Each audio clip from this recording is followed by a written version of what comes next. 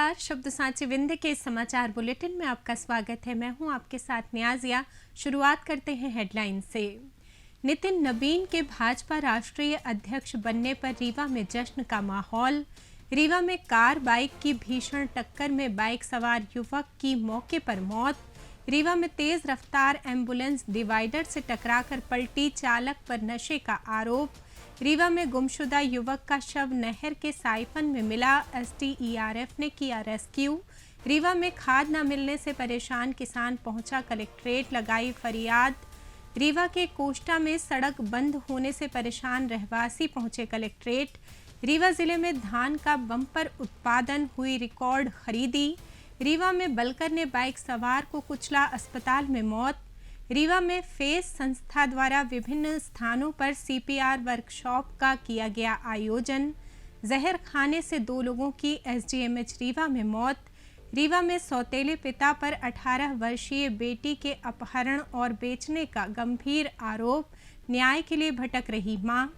सतना में प्राचीन खेरमाई मंदिर में चोरी, 5 ताले तोड़कर चुराए 2 किलो चांदी के 3 छत्र। मऊगंज में अटल ई सेवा केंद्र का विधायक ने किया शुभारंभ, उत्कृष्ट कार्य पर किया सम्मानित। सीधी में रेत से लदा डंपर पलटा, चालक फरार, आधे घंटे में पूरी रेत चोरी। रीवा में यूरिया संकट, टोकन के लिए सुबह 5 बजे से कतार में खड़े किसान। और मध्य प्रदेश में ठंड से मिली राहत, रीवा में धूप के साथ सुहावना मौसम। जादू देखा है, हम दिखाते हैं। आप सोचिए, हम बनाते हैं। अपने घर या ऑफिस को सजाएं मनपसंद डिजाइन के कस्टमाइज वॉलपेपर्स, ब्लाइंड्स, पेंटिंग्स और लेजर कटिंग से बनी आकर्षक चीजों से। आज ही कॉल कीजिए 7611125428, क्योंकि आपकी कल्पनाओं को पंख देना भी जरूरी है।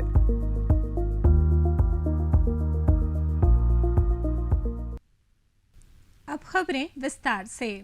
भाजपा के राष्ट्रीय अध्यक्ष पद के लिए नितिन नबीन निर्विरोध चुने गए हैं। संगठन पर्व के अंतिम चरण में सोमवार को उन्होंने नामांकन दाखिल किया, जो एकमात्र नामांकन होने के कारण बिना किसी विरोध के उन्हें निर्विरोध घोषित कर दिया गया। 45 वर्षीय नितिन नबीन भाजपा के इतिहास में सबसे कम उम्र के राष्ट्रीय अध्यक्ष बनकर उभरे हैं। ये पार्टी के लिए नई पीढ़ी के नेतृत्व की शुरुआत का प्रतीक माना जा रहा है, जो संगठन को नई ऊर्जा और मजबूती प्रदान करेगा। इस ऐतिहासिक उपलब्धि पर रीवा जिले के भाजपा कार्यालय में उत्साह का माहौल रहा। कार्यकर्ताओं ने जोरदार जश्न मनाया, मिठाइयां बांटी और आतिशबाजी की। जिला अध्यक्ष वीरेंद्र गुप्ता के नेतृत्व में ये उत्सव मनाया गया। इस अवसर पर पूर्व महापौर ममता गुप्ता, माया सिंह, विभा पटेल, रामजी संभागीय मीडिया प्रभारी अनिल पटेल सहित कई अन्य पदाधिकारी और कार्यकर्ता मौजूद रहे। कल नितिन नबीन जी का नामांकन हुआ था और एकमात्र नामांकन होने के कारण आज उनकी घोषणा राष्ट्रीय अध्यक्ष के रूप में हुई है। और ये हम सब भारतीय जनता पार्टी के कार्यकर्ताओं के लिए गर्व का विषय है कि 46 साल की भारतीय जनता पार्टी का हम लोग स्थापना दिवस मना चुके हैं और हमको 45 साल के राष्ट्रीय अध्यक्ष, युवा राष्ट्रीय अध्यक्ष, कर्मठ राष्ट्रीय अध्यक्ष नितिन नबीन जी के रूप में मिले हैं। आज भारतीय जनता पार्टी के प्रत्येक कार्यकर्ताओं में हर्ष उल्लास है कि भारतीय जनता पार्टी के संगठन पर्व का आखिरी पड़ाव पूर्ण हुआ और हमें राष्ट्रीय अध्यक्ष के रूप में आदरणीय नितिन नबीन जी मिले। रीवा जिले के रीवा सिरमौर मार्ग पर सगरा मोड़ के निकट मंगलवार सुबह भीषण सड़क दुर्घटना में बाइक सवार एक युवक की मौके पर ही मौत हो गई। तेज रफ्तार कार ने विपरीत दिशा से आते हुए बाइक को जोरदार टक्कर मार दी, जिससे युवक हवा में उछलकर दूर जा गिरा और घटनास्थल पर ही दम तोड़ दिया। मृतक की पहचान ग्राम पहाड़िया निवासी अजय साकेत के रूप में हुई है। जानकारी के मुताबिक अजय अपनी बाइक से शहर की ओर जा रहे थे, तभी सगरा मोड़ के पास ये हादसा हुआ। प्रत्यक्षदर्शियों के अनुसार टक्कर इतनी जोरदार थी कि बाइक के परखच्चे उड़ गए और मौके पर अफरा तफरी मच गई। स्थानीय लोगों ने तुरंत पुलिस को सूचना दी। मौके पर पहुंची पुलिस ने शव को कब्जे में लेकर संजय गांधी अस्पताल भिजवाया, जहां पोस्टमार्टम के बाद आगे की कार्रवाई की जाएगी। पुलिस ने दुर्घटनाग्रस्त वाहनों को सड़क से हटाकर यातायात बहाल कराया। प्रारंभिक जांच में हादसे का मुख्य कारण तेज रफ्तार और लापरवाही सामने आ रही है। पुलिस कार चालक की तलाश में जुटी है और आसपास के सीसीटीवी फुटेज की जांच कर रही है। इस घटना से परिजनों में शोक का माहौल है। रीवा जिले के बैकुंठपुर थाना क्षेत्र अंतर्गत ग्राम पल्हान के निकट टोल प्लाजा के पास एक भीषण सड़क हादसा हुआ। सिरमौर से रीवा की ओर आ रही तेज रफ्तार एम्बुलेंस अनियंत्रित होकर डिवाइडर से टकरा गई और पलट गई। हालांकि इस हादसे में किसी के भी हताहत होने की सूचना नहीं है। घटना बीती देर रात करीब 1 बजे की बताई जा रही है। प्रत्यक्षदर्शियों के अनुसार एम्बुलेंस अत्यधिक तेज गति से जा रही थी और चालक नशे की हालत में था, जिसके कारण वाहन पर नियंत्रण खो गया। टक्कर इतनी जोरदार थी कि एम्बुलेंस डिवाइडर से जा टकराई और पलटकर सड़क पर जा गिरी। हादसे की सूचना मिलते ही मौके पर पहुंची पुलिस ने स्थिति का जायजा लिया। पुलिस ने किसी भी तरह की जनहानि न होने की पुष्टि की है। फिलहाल एम्बुलेंस चालक की जांच की जा रही है और नशे में वाहन चलाने के आरोप की पड़ताल की जा रही है। पुलिस मामले की विस्तृत जांच में जुटी हुई है तथा हादसे के सटीक कारणों का पता लगाने का प्रयास कर रही है। रीवा जिले के गोविंदगढ़ थाना क्षेत्र के मढ़वा गांव निवासी 27 वर्षीय उमेश कुशवाहा का शव मंगलवार को सिलपरा स्थित नहर के साइफन में उतराता हुआ मिला। सूचना मिलते ही एसडीआरएफ की टीम ने मौके पर पहुंचकर रेस्क्यू कर शव को बाहर निकाल कर पुलिस के हवाले कर दिया। परिवार के अनुसार उमेश कुछ दिनों पहले घर से लापता हो गए थे। परिजनों ने गोविंदगढ़ थाने में गुमशुदगी की रिपोर्ट दर्ज कराई थी और नहर में गिरने की आशंका जताई थी। इस आधार पर गोविंदगढ़ पुलिस ने सर्च अभियान शुरू किया था। पुलिस ने शव को पोस्टमार्टम के लिए मोर्चरी में भेज दिया है। फिलहाल ये हादसा है या किसी अन्य कारण से मौत हुई, इसकी जांच जारी है।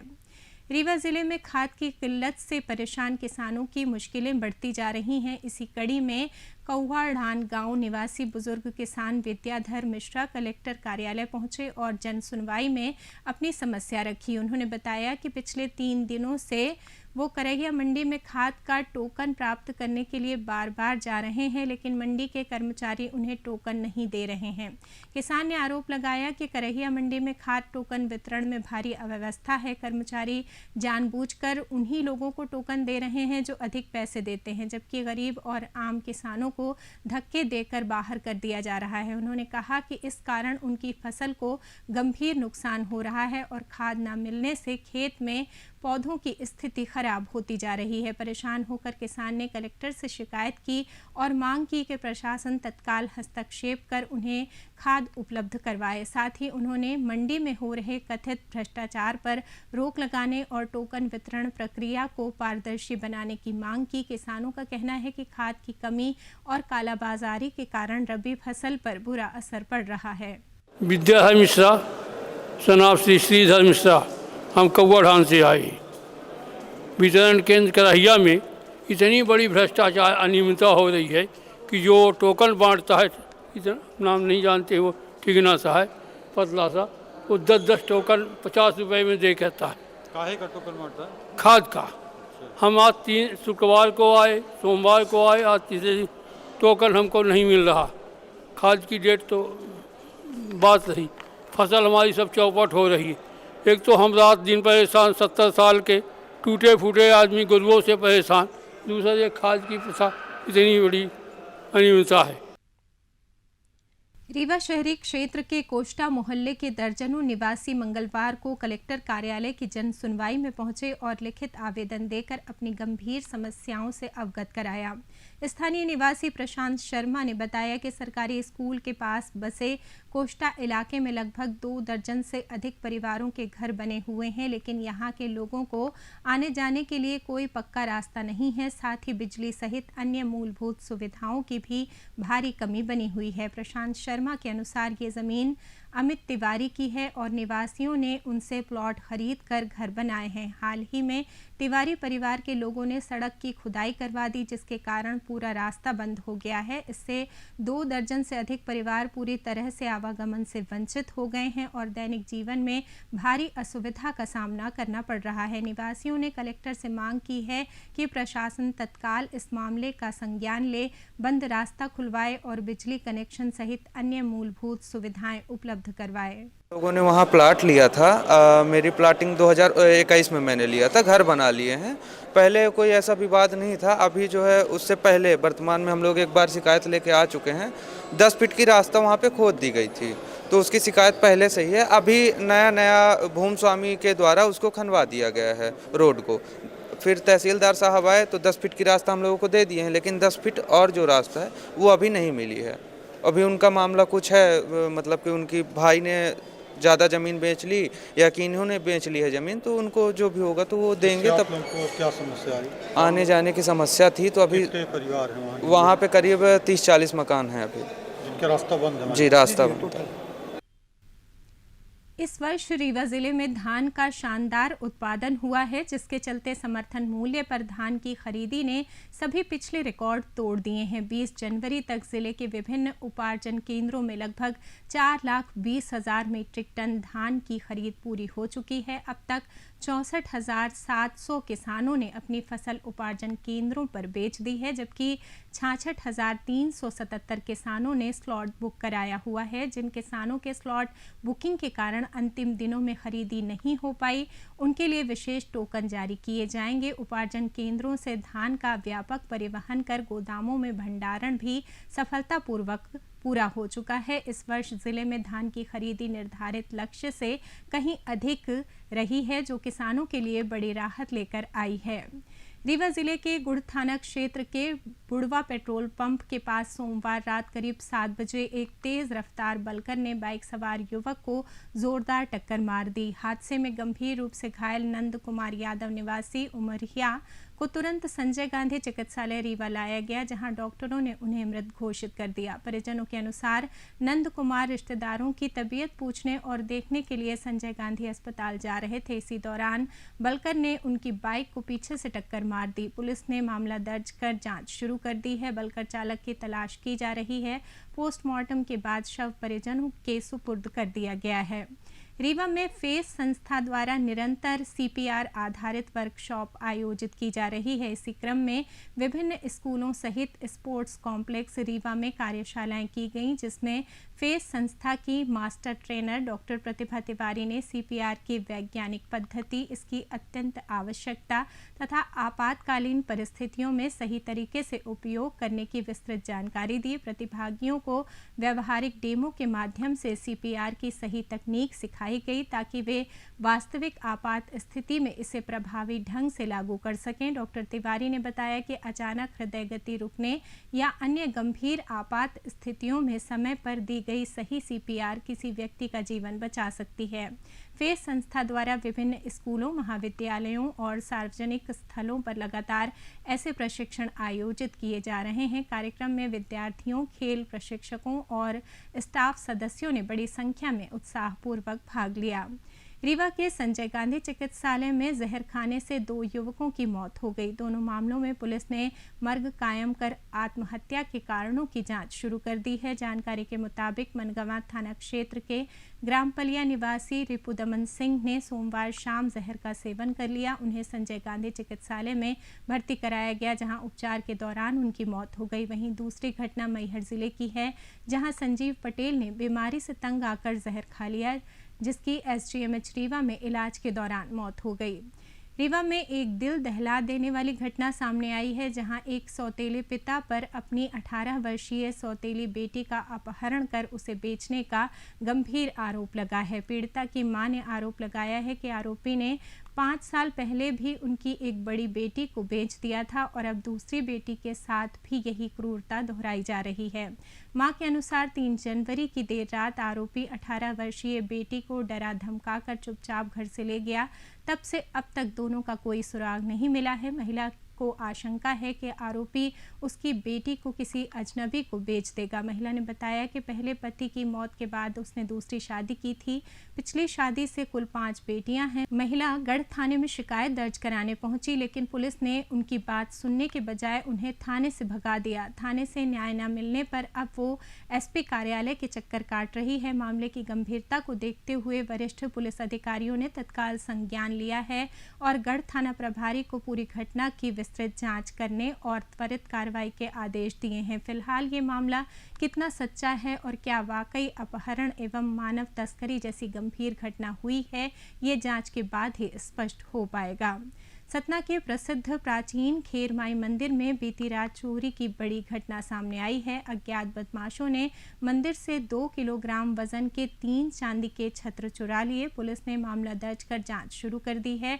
चोरों ने मंदिर के 5 ताले तोड़ डाले। मुख्य द्वार का ताला तोड़ने में असफल रहने पर उन्होंने दरवाजे के निचले हिस्से को तोड़कर अंदर प्रवेश किया। इसके बाद वे चांदी के 3 छत्र लेकर फरार हो गए। सुबह पूजा करने पहुंचे भक्तों ने मंदिर के ताले टूटे देखे और तुरंत पुजारी अजय कुमार को सूचना दी। पुजारी ने घटना की जानकारी सिटी कोतवाली पुलिस को दी। सूचना मिलते ही कोतवाली पुलिस मौके पर पहुंची और जांच शुरू की। पुलिस ने मौके पर डॉग स्क्वाड और फॉरेंसिक टीम बुलाई। फॉरेंसिक टीम ने मंदिर के गेट और अन्य स्थानों से फिंगरप्रिंट लिए। अब पुलिस आसपास लगे सीसीटीवी कैमरों के फुटेज की जांच कर रही है ताकि बदमाशों की पहचान और पकड़ की जा सके। मऊगंज जिले की ग्राम पंचायत सरई सेंगर में कॉमन सर्विस सेंटर के तहत अटल ई सेवा केंद्र का उद्घाटन किया गया। पूर्व विधानसभा अध्यक्ष एवं देव तालाब विधायक गिरीश गौतम ने इस केंद्र का शुभारंभ किया। उद्घाटन के साथ ही विधायक ने मऊगंज जिले के अन्य ग्राम पंचायतों के अटल ई सेवा केंद्रों के प्राधिकार पत्र भी वितरित किए। साथ ही उत्कृष्ट कार्य करने वाले CSC संचालकों को प्रशस्ति पत्र प्रदान किए गए। अटल ई सेवा केंद्रों के माध्यम से ग्रामवासियों को शासन द्वारा निर्धारित दरों पर विभिन्न सरकारी योजनाओं की जानकारी एवं सेवाएं उपलब्ध कराई जाएंगी। इन केंद्रों को ग्राम पंचायत भवन, ई पंचायत कक्ष या अन्य शासकीय भवन में स्थापित किया जाएगा तथा ग्राम पंचायत के बिजली कनेक्शन से संचालित किया जाएगा। इस अवसर पर जिला प्रबंधक CSC रविशंकर मिश्रा, सरपंच सुरेंद्र सिंह, पंचायत सचिव ग्राम रोजगार सहायक हर्ष सिंह, अटल ई सेवा केंद्र संचालक आनंद सिंह, बैंकिंग कंपनी प्रतिनिधि अतुल मिश्रा एवं ग्रामीण नागरिक उपस्थित रहे। कार्यक्रम के दौरान CSC एवं वीजा प्रोजेक्ट के तहत ग्रामीणों को साइबर फ्रॉड से बचाव के लिए जागरूक किया गया। सीधी जिले के गांधी चौराहे के पास मंगलवार सुबह एक रेत से लदा डंपर बेकाबू होकर सड़क पर पलट गया। ये हादसा सुबह करीब 6:30 बजे हुआ। हादसे में कोई जनहानि नहीं हुई। जानकारी के अनुसार डंपर बाजार के अंदरूनी रास्ते से गुजर रहा था। गांधी चौराहे के निकट पहुंचते ही चालक ने वाहन पर नियंत्रण खो दिया और डंपर सड़क पर पलट गया। दुर्घटना के तुरंत बाद चालक मौके से फरार हो गया। हादसे की तेज आवाज सुनकर आसपास के दुकानदार और स्थानीय लोग घटनास्थल पर पहुंच गए। हादसे के बाद डंपर में लदी रेत को देखते ही देखते कुछ लोगों ने चुराना शुरू कर दिया। स्थानीय निवासियों ने बाल्टियों, बोरियों और ठेलियों की मदद से रेत ले जाना शुरू किया। महज आधे घंटे के भीतर डंपर में भरी पूरी रेत गायब हो गई। सूचना मिलते ही कोतवाली थाना पुलिस टीम मौके पर पहुंची। पुलिस ने सड़क से डंपर हटाकर आवागमन सुचारू कराया। हादसे के कारणों की जांच की जा रही है और फरार चालक की तलाश जारी है। खरीफ के बाद अब रबी सीजन में भी प्रशासन किसानों को पर्याप्त यूरिया उपलब्ध नहीं करा पा रही है। सोमवार को विपणन केंद्रों पर यूरिया का वितरण शुरू होते ही किसानों की भारी भीड़ जुट गई। मंगलवार को रीवा जिले की ग्राम पंचायत करहिया तथा सिरमौर के उमरी और गुढ़ क्षेत्रों में यूरिया लेने के लिए किसान सुबह 5 बजे से टोकन की प्रतीक्षा में खड़े रहे। प्रशासनिक अधिकारी किसानों को खाद के टोकन भी नहीं दे पा रहे हैं, जिससे उनका आक्रोश बढ़ता जा रहा है। किसानों का कहना है कि यूरिया की ज़रूरत बहुत अधिक है, लेकिन उन्हें मात्र 3 बोरी ही दी जा रही है। इस कारण परिवार के अन्य सदस्यों को भी कतार में लगना पड़ रहा है। बाजार में यूरिया दुकानों पर उपलब्ध नहीं है। जहां मिल रही है वहां 900 रुपए प्रति बोरी के भाव से बेची जा रही है, जबकि सरकारी मूल्य मात्र 265 रुपए है। खाद की इस कालाबाजारी को रोकने में प्रशासन पूरी तरह विफल साबित हो रहा है। मध्य प्रदेश में पुलिस नशे के खिलाफ जोर शोर से अभियान चला रही है, लेकिन दूसरी ओर कुछ पुलिसकर्मियों की नशा कारोबारियों से साठ-गांठ के मामले सामने आ रहे हैं। रीवा के सिविल लाइन थाने में तैनात आरक्षक पंकज मिश्रा पर नशे के कारोबारी से 5 लाख रुपए वसूलने का गंभीर आरोप लगा है। जानकारी के अनुसार आरक्षक पंकज मिश्रा ने नशा तस्करी में लिप्त आरोपी रवि दाहिया को पकड़ने के बाद उसे थाने ले जाने के बजाय विद्या हॉस्पिटल के पास से सीधे एक होटल में छोड़ दिया। इस मदद के लिए बदले में उन्होंने 3 लाख रुपए वसूले। इसके अलावा आरोपी का मोबाइल फोन वापस करते हुए पुलिस की ट्रैकिंग से बचाने के लिए अतिरिक्त 1.5 लाख रुपए भी ऐंठे। इस तरह कुल 5 लाख रुपए की वसूली का मामला सामने आया है। मामला प्रकाश में आते ही पुलिस अधीक्षक ने त्वरित कार्रवाई करते हुए आरक्षक पंकज मिश्रा को तत्काल निलंबित कर दिया है और उन्हें लाइन अटैच कर दिया गया है। साथ ही विभागीय जांच शुरू कर दी गई है। मौसम की बात करें तो मध्य प्रदेश में पिछले कुछ दिनों से जारी कड़ाके की सर्दी से लोगों को फिलहाल राहत मिल रही है। राज्य के अधिकांश हिस्सों में न्यूनतम तापमान में 3 से 4 डिग्री की बढ़ोतरी दर्ज की गई है, जिससे सुबह का कोहरा कम हुआ है और दिन में धूप निकल रही है। मौसम विभाग के अनुसार ये राहत अगले कुछ दिनों तक बनी रहेगी, लेकिन जनवरी के अंतिम सप्ताह में पश्चिमी विक्षोभ के सक्रिय होने से ठंड फिर लौट सकती है और कुछ इलाकों में हल्की बारिश भी संभव है। रीवा में आज सुबह न्यूनतम तापमान 14-15 डिग्री सेल्सियस के आसपास रहा, जबकि अधिकतम तापमान 26-27 डिग्री तक रहा। आसमान मुख्य रूप से साफ रहेगा। हल्के बादल छा सकते हैं, लेकिन बारिश की कोई संभावना नहीं है। सुबह हल्का कोहरा या धुंध छाई रह सकती है, लेकिन दिन चढ़ने के साथ मौसम सुहावना हो जाएगा। रीवा संभाग के अन्य जिलों सतना, सीधी और सिंगरौली में भी इसी तरह का मौसम रहेगा। इसी के साथ ये समाचार बुलेटिन समाप्त हुआ। कल फिर मिलेंगे नई खबरों के साथ। जुड़े रहिए शब्द सांची विंध्य से, और विंध्य से जुड़ी तमाम खबरों के लिए हमारे चैनल को सब्सक्राइब कर दें। अपने आसपास की खबरें हम तक पहुंचाने के लिए स्क्रीन पर दिए नंबर पर आप संपर्क भी कर सकते हैं। धन्यवाद।